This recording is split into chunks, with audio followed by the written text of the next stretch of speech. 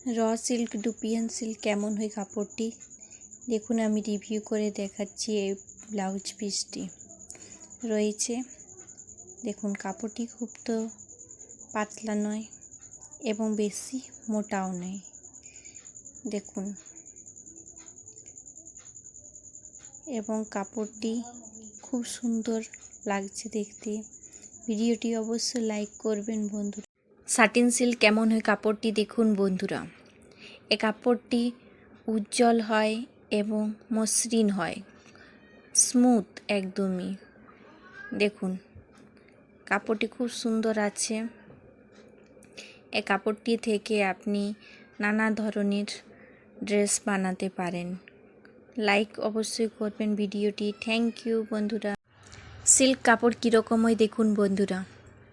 দেখুন, সিল্ক কাপড় অনেক ধরনের হয়। কাঞ্চিপুরম সিল্ক, বেনারসি সিল্ক, আরও অনেক রকমের সিল্ক রয়েছে। দেখুন, আপনি জাস্ট সিল্ক কাপড় কীরকম হয় সেটাই দেখবেন এই ভিডিওটিতে। এটাও এক ধরনের সিল্ক। দেখুন, কাপড়টি খুব সফট, খুবই নরম এবং খুব শাইনি, খুব উজ্জ্বল, দেখতে খুব সুন্দর লাগছে পুরো ভিডিওটি। ক্রিপ কাপড় কীরকম হয়, খুব নরম হয় কাপড়টি এবং এই কাপড়টি আপনি এটার সাথে আপনি আস্তর ইউজ করতে পারেন।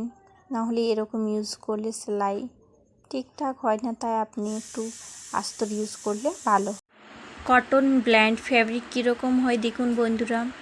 এটি আপনার গেঞ্জি কাপড় এবং সুতি কাপড় মিক্স করে তৈরি। পিওর সুতি কাপড় কীরকম হয় দেখুন বন্ধুরা।